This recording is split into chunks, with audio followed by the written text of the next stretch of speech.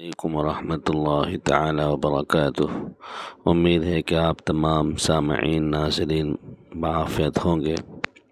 اللہ تعالیٰ آپ سب کو اپنے حفظ و امان میں رکھے اور مزید آپ کو دین استقامت پر توفیق عطا فرمائے، آمین۔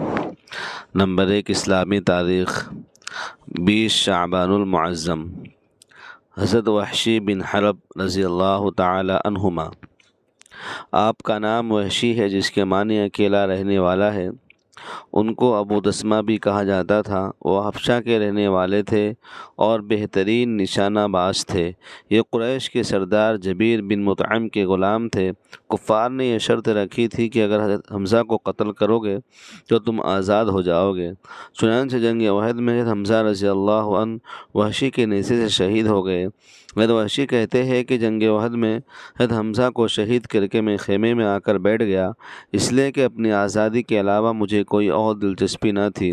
حضرت وحشی رضی اللہ عنہ اسلام اور مسلمانوں کے دشمن ہونے کے باوجود اسلام کی اچھائیوں کو دیکھ کر خود مدینہ منورہ آئے اور حضور کے ہاتھ پر اسلام قبول کیا اور پوری زندگی اسلام کی دعوت و اشاعت میں زندگی گزار دی۔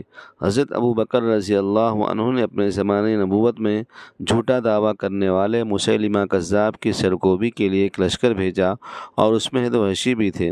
انہوں نے مرتدین کے سردار مسیلمہ کذاب کو نیزہ مار کر ہلاک کیا اور ارتداد کی جڑ اکھاڑ پھینک دی۔ نمبر 2، حضور کا معجزہ۔ حضرت حسن رضی اللہ عنہ کے بارے میں پیشین گوئی۔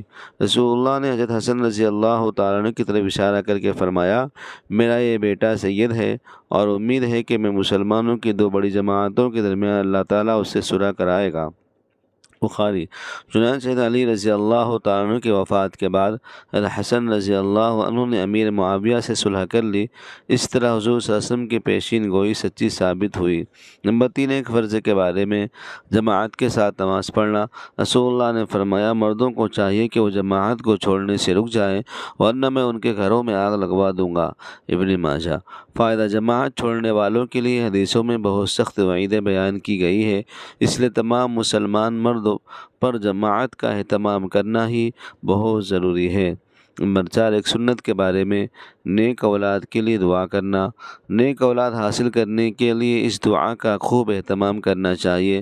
حضرت زکریا علیہ السلام نے نیک اولاد مانگتے وقت یہ دعا فرمائی تھی، جس کو قبول فرما کر اللہ تعالیٰ نے حضرت یحییٰ علیہ السلام رحمت فرمایا، رب هب لی من لدنک ذریۃ طیبہ انک سمیع الدعاء۔ ترجمہ، اے میرے رب، اپنی بارگاہ سے مجھے نیک اور صالح اولاد عطا فرما، بے شک آپ دعا کو بہت سننے والے ہیں۔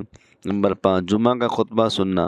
رسول اللہ صلی اللہ علیہ وسلم نے فرمایا، اس نے اچھی طرح وضو کیا، پھر جمعہ کی نماز کے لیے آیا اور خاموشی سے خوب غور سے خطبہ سنا تو دونوں جمعہ کے درمیان اور مزید 3 دن یعنی کل 10 دن اس کی مغفرت کر دی جاتی ہے، اور جس نے خطبہ کے دوران کنکری کو بھی چھوا تو اس نے لغو یعنی بیکار اور باطل کام کیا۔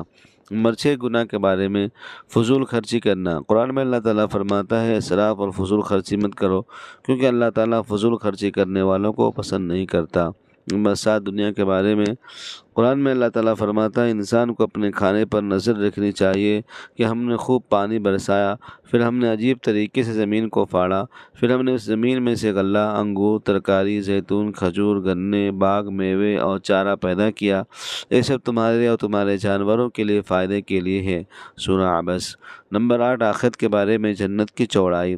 رسول اللہ نے فرمایا، قسم ہے اس ذات کی اسی قبضے میں محمد کی جان ہے، جنت کے 2 دروازوں کے درمیان اتنا بڑا فاصلہ ہے کہ جتنا شہر مکہ اور حجر کے درمیان ہے۔ آپ نے فرمایا، اتنا فاصلہ مکہ اور بصرہ کے درمیان ہے۔ نمبر 9، طب نبوی سے علاج۔ زمزم کے فوائد۔ حضرت ابن عباس رضی اللہ عنہ نے زمزم کے بارے میں فرمایا، یہ ایک مکمل خوراک بھی ہے اور بیماریوں کے لیے شفا بخش بھی ہے۔ نمبر 10، نبی صلی اللہ علیہ وسلم کی نصیحت۔ رسول اللہ نے فرمایا، تم میں سے کوئی آدمی کو تکلیف پہنچے پر موت کی تمنا نہ کرے، اگر تمنا کرنا ہی ہو تو یہ دعا کرے، اے اللہ، جب تک میرے لیے زندگی بہتر ہو مجھے زندہ رکھ، اور جب میرے لیے موت کا وقت بہتر ہو تو موت دے دینا۔ اللہ تعالیٰ ہم سب کو ان باتوں پر عمل کرنے کی، اس کو پھیلانے اور اس کو سننے کی توفیق عطا فرمائے۔ شکریہ، جزاک اللہ خیر۔